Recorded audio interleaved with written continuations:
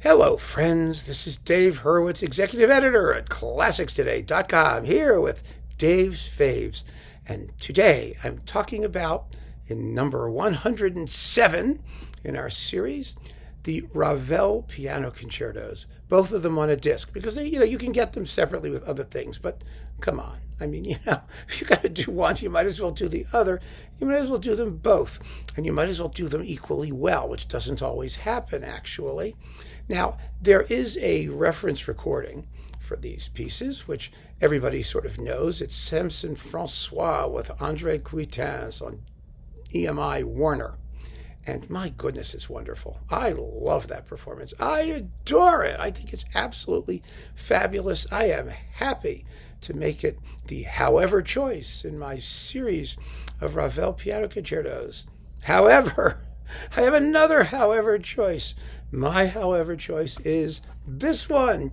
It's Alicia de Larrocha doing both piano concerti and Fauré's Fantasy for piano and orchestra and the Franck Symphonic Variations.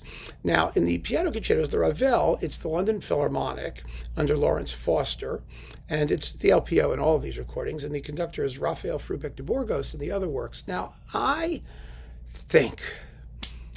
just think this is such a wonderful recording.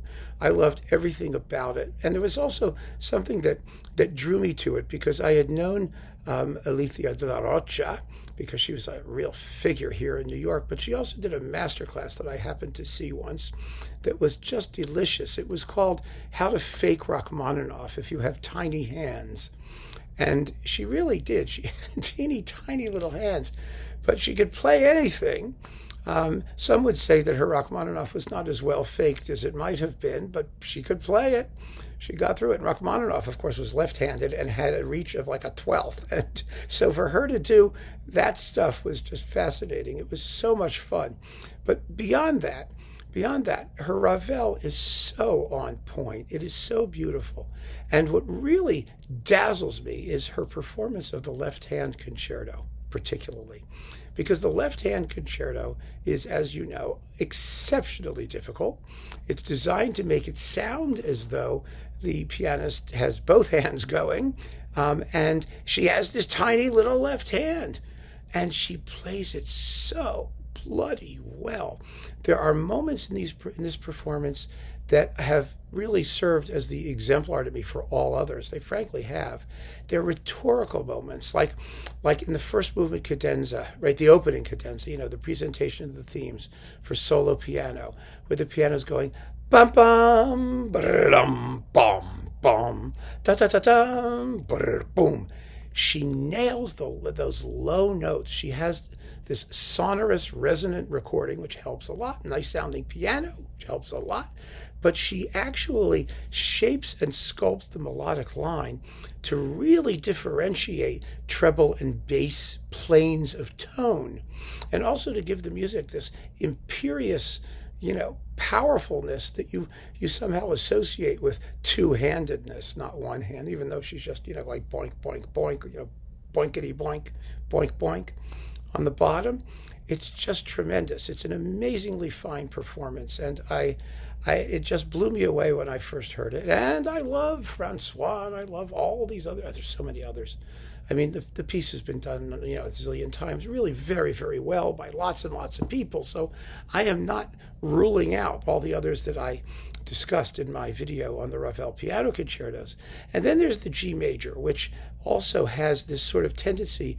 It has a tendency for people to over milk it, especially in the first movement, immediately after the opening, where it slows down a little bit for the second theme. Da da da da da da da.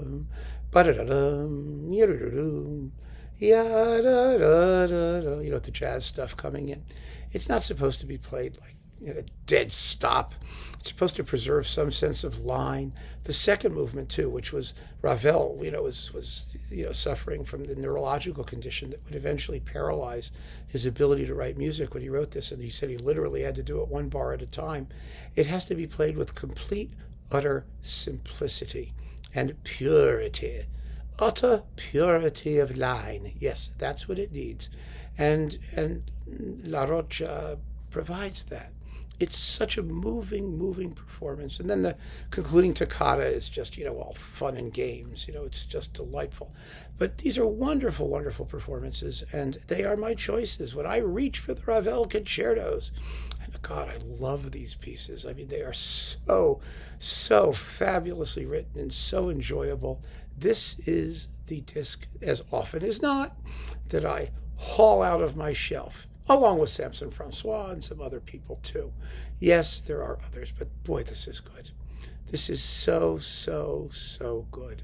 I just adore it. It's on Decca, and it's delish, and everyone has to own it. Everybody. And it's now on Eloquence. I mean, it's a great deal if you can still find it, which is, of course, always an if, but there it is. Alicia de Larrocha in the Ravel Piano Concerti.